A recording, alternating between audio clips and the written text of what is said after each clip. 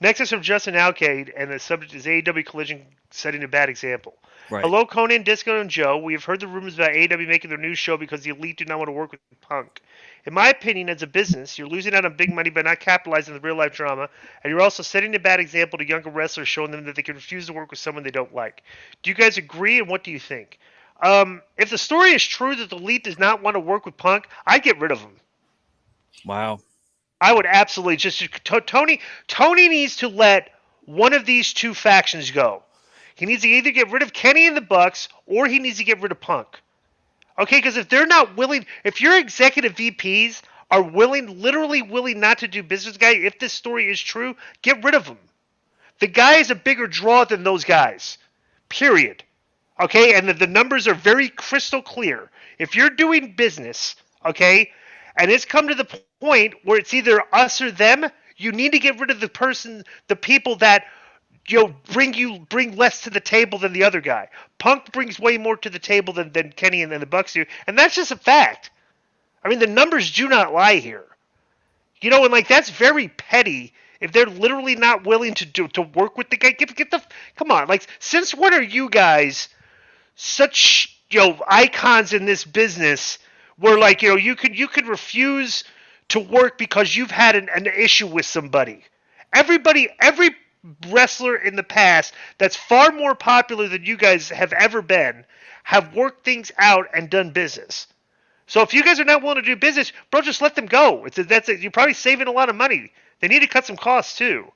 But if they're not willing to work with Punk, get rid of them. They're useless. You literally have a great angle here that will do good business for the company, work out for us, work together, and you're saying no, we don't want to work with you. Okay, fine, you're done. I've got good business I can do with you guys, and you're telling me no? Forget it. You see ya. I don't know, Conan. What do you think? This is dumped in your lap with these conditions. They don't want to work with CM Punk. You're a booker. You're a product. Well, how do you handle this?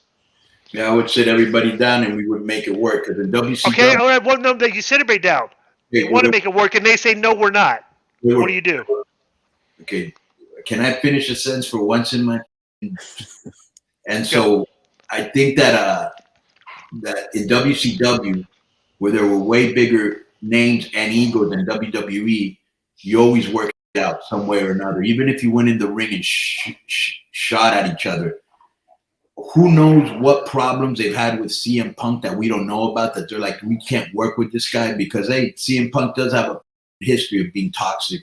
The Young Bucks and Kenny Omega don't. Bro, I've worked with them. They're incredibly professional. So something must have really pissed them off to the point they won't work with him. But having said that, the problem is that if you let the Young Bucks and Kenny Omega go and WWE picks them up, that might be something you may not be able to come back from, But you've got to sit them down and you've got to say, hey, you can't cater to them and say, I'm going to put these guys on this show and these guys on this show. You're going to have to find a way to work together with professionals. You're all millionaires. You're all being paid very well. And, but that's not what's happening here. Okay, well, it comes back to my question again. You sit them down, you have the discussion, and Kenny and the Bucks say, no, we're not working with them. What do you do? I would have to figure out a way where they would work with each other. But if that was their final thing, I probably. Let me throw this at you. Guys, go. What if Tony's thinking, you know what, this is hot now, but if I placate everyone for 6 months, maybe then I can get them together. What if he's thinking that? Is that?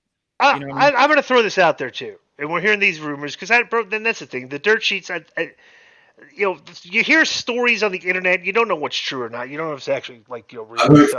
But inside the company that this is going to happen, so it might. Okay, well, no. What is going to happen? The brand split? Yeah, that they're going to put one guy on one show. Okay, think about that. Mm-hmm. That is your solution to this. Right. Like, think of it like you're literally saying, okay, we have 3 guys that do not want to work with another talent to placate these egos. We're literally going to start another show and put them on different shows.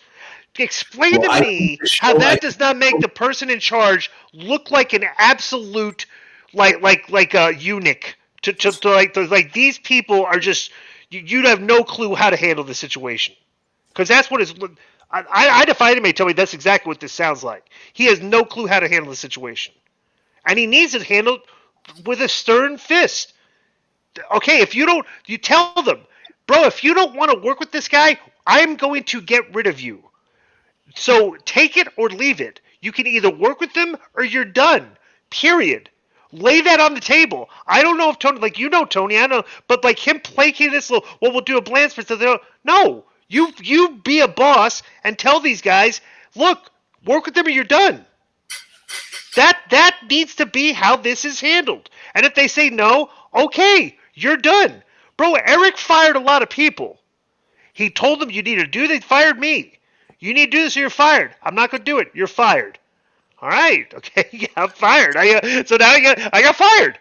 Okay. And I respected his decision because he told me he wanted me to do something. I said, no, I don't want to do it. And he fired me. Okay. It's not that hard to do. Okay, and I know these guys are making a lot of money and stuff and things like, but if you guys are, and bro, let me tell you something. If these guys are basically using this as leverage to maybe say okay, if you fire us, we'll just go to WWE, which will make Tony look bad. It's like, okay, I'm just benching you guys. Or but bench them or fire them. If you take them off TV or you fire them is literally the only way to handle the situation effectively. And Cody, what do you think about that? Yeah, I just think if you were a baseball player and you're like, oh, I'm not going to go pitch because this guy's on the team, they get rid of you, right? Right. Much, and it's just hard because, like I said, if they go to WWE, that might be something they can't come back from. But at the end of the day, bro, I hated a lot of people in the business, and I still went out there and I did my job. We didn't sing karaoke together. We didn't train in the gym together. We didn't have phone calls. We did business, and then we ignored each other, Right. Yeah. Let me just real quick, what if there's something in the works where Kenny and the Bucks say, no, we don't want to do this. And your solution is, we'll fire these guys. They're not, going along with they're not towing the line, but they can't fire Kenny and the Young Bucks because their legal department is saying, what are you going to do? Fire these guys? They're just going to say, breach of contract. But we were attacked by this guy, and you're trying to put breaching. But they're breaching. That's not.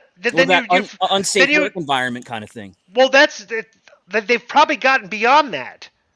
Okay, it's like now we're going forward. Now we want to do creatively, and everybody still works here. We haven't fired anybody, so it's like, so what are we gonna do? It's like, okay, you guys got to work together. No, we're not working with them. All right, well then we'll just go let you go. Yeah, we got a million, bro. They have ton. Let me tell you something. They do. That'd be the dumbest thing for the Young Bucks and Kenny if they put two separate shows where those guys are on one show and Punk's on the other show. Bro, the show with Punk is gonna do better numbers. They're going to look ridiculous because Punk's show is going to see like better weekly TV numbers than the show with Kenny and the Young Bucks. Because the Punk show is going to be has a cult following of fans. Saturday Night Wrestling hasn't gone in a long time. Well, but the numbers will be like they'll see an increase in like the metrics will favor Punk. Mm-hmm. You'll see that he's a draw, okay? And they'll see that the elite guys that they don't draw and they don't. Not like Punk does. Punk has a cult following of about 100 to 200,000 fans that will follow him around if he's on TV. And that's been kind of like proven by the numbers, so. All right, next one's from Gary Hans, and the subject is Lee and Cole. In 2021, when Adam Cole had just signed with AEW, his report leaked out on the dirt sheets that Cole quit because Vince McMahon wanted to do a storyline that had Cole and Keith Lee as a wrestler-manager duo that then also worked tag team matches. The IWC and a lot of the dirt sheet writers buried Vince McMahon's idea. That's until both Keith Lee and Adam Cole said in shoot interviews that it was a completely made-up story. Vince never pitched and that it was a bad idea. Now cut to 2023, and Tony Khan has a Keith Lee and Adam Cole partnership in AEW. The dirt sheets have gone quiet. Conan, Disco, and Joe, what do you think about these double standards, and how do you think Cole or Lee would be reacting backstage? P.S. Conan or Disco, have either of you guys had any dealings with Keith Lee? I hear mixed reports about him from people who've met him. I've not had any reaction to Keith Lee, and I don't know what they're doing with Cole and Keith Lee. I just saw that they're playing off their history, that they were rivals in NXT, and that's all I'm getting out of that right now. That's it. I'm not seeing anything beyond that. Well, what about you, Conan? Yeah, he worked when I was working with Crash. Keith Lee, he was super over, very easy going guy. Last time I went to AEW, he totally ignored me, probably because we make fun of his. Remember his promos? Or Right. Greetings and but Ricky Starks made fun of his in the promos. He's like, greetings and salutations. Yeah. So and then when I used to say that he looked like Swerve Strickland's dad when they used to come out, now he looks like his granddad with the gray hair. But anyways, and plus, I'm always saying that Mitchkin is not over, which is his wife. So he probably thinks I have something against him, just like Mark Sterling does. Because, like I said before, people misconstrue criticism for shade. They think that like if you're not putting them over, that you don't like them. Right. Now, this is an interesting one. This is from Kevin Gilroy. The subject is Rodman versus Chris Jericho. Hey guys, I can't find the clip to the link, but recently Chris Jericho was doing an interview. He said that Dennis Rodman was a huge during his WCW run and didn't go in depth or follow that up at all. Do you guys Do you guys happen to know what the issue between them from Rodman's WCW run was? Also, did either of you have any type of issues with Rodman? And Billy, if you do, go cry in the shower like a... So, first of all, Dennis Rodman... Now Dennis Rodman has been to Sapphire, okay? And he's done a lot of appearances where he's like a celebrity appearing at the club. He is one of the coolest celebrities to come to appear at the club because he literally just walks around the club and like walks up to people, shakes their hands, does a shot with them. Like he's the most outgoing celebrity guy that you could that there's no like get away from me or he's in like a roped off area and needs security. He's like literally walking around the club just shaking people's hands and like hugging people and taking pictures with them and stuff. He farthest thing from of anybody he's like a cool dude that wants to like hang out with people and have and drink and have fun and stuff and things. So I don't know where Chris's heat with Dennis Rodman comes from, but I will attest that my recent history with the guy, he's 100% not. Anything to comment on that, Conan? Yeah, he worked with me in Impact, and he was great. And we worked, and I ran into him at a club in Vegas. He was great there. And then also at a party in San Francisco, and he was great there. So I've always had great, interaction with him. Right. So would you say he's an or not? No, absolutely not. All right, so Chris Jericho, I'm going to make a statement here. Jericho that got I'm going to call Chris Jericho an for calling Dennis Rodman. How about that? Maybe that'll go viral. Next for Matthew Lund in the subject. I might just stooge you to him. Yeah. Stooge you off. Yeah, go ahead. You can actually send him a message. Say that Disco said you're an for calling Rodman. Maybe we get a live take. Right. Maybe you can interject live on the show. You never know. Next for Matthew Lund, and the subject is AEW stats. Hey, Conan and Disco, look at the numbers as I do. AEW now has a roster of 163 talents. Wow. 40 of which are over the age of 40 to fill ostensibly 5 hours of weekly TV, 1 hour of which being their YouTube show. Meanwhile, yes, WWE has a roster of 241, but it's broken up as 59 on Raw, 53 on SmackDown, 86 in NXT, and 43 unassigned. Only 26 over the age of 40. Much like the Attitude Era, WWE is appearing to not only be the better business and better organized shows, it is also appearing to be the younger, more relevant option. Meanwhile, AEW is looking more and more like late stages WCW, where older, outdated stars are going to collect a paycheck from an ATM. Should we start calling Tony ATM Tony? Is it time for AEW to split the rosters like WWE? My proposal would be 50 on Rampage, 50 on Dynamite, let Jeff Jarrett take control one of the shows, and then slide the rest into a developmental territory. What say you? Let me say this, specifically with Jeff Jarrett, okay? Tony Khan should be leaning on Jeff Jarrett for advice, okay? Because like anybody that's ever worked with Jeff Jarrett, the guy is a wealth of knowledge in the professional wrestling business. Like I've said repeatedly, like I had a conversation with Russo on his show, that I told Vince, I never learned anything from you, like from Russo. I never learned anything because I was already in the business. I'd worked on something, but me and Vince had like similar creative ideas, but I didn't really learn anything about the business from him. I learned a lot of stuff from Jeff and Dutch about things that I never would have even thought of. And it's like these guys are just like encyclopedias of knowledge of the professional wrestling business. they're kind of like they're a little old school in their angles and thinking everything. But like for like formatting shows, how to do an angle, story to like they're just like Tony could really use Jeff a lot. Like he needs a guy like that. Would you agree with that, Conan? I said it many times. I'll say it one more time. I think they need to get, there's a lot of names out there, and have Jeff Jarrett, run one show, have another person run another show, have another person run another show, and then he edits it. And whoever's doing, good numbers, you keep them there, and if not, you put somebody else.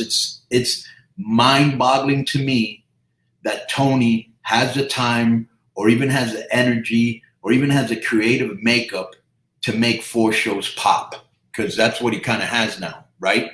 How many shows? Mm-hmm. 6. Okay, that's two are YouTube, but yeah, that's ridiculous. 3 Plus, 3 are YouTube. Sorry. Plus pay-per-views, plus handling talent, plus working in football and soccer and all this other that he does. It ain't like that's all he. It's mind-boggling to me that he can take all of this on, and and that's a huge problem. He needs help, and he needs to find people he can trust. Bro, I would put Sanjay is very sharp. When I did the LAX thing, him and Jeremy Borash helped me a lot on that. Let Sanjay run Ring of Honor, with somebody else, and just have people running his shows, and he just writes Dynamite and he edits the other ones. That's what I would do. Right.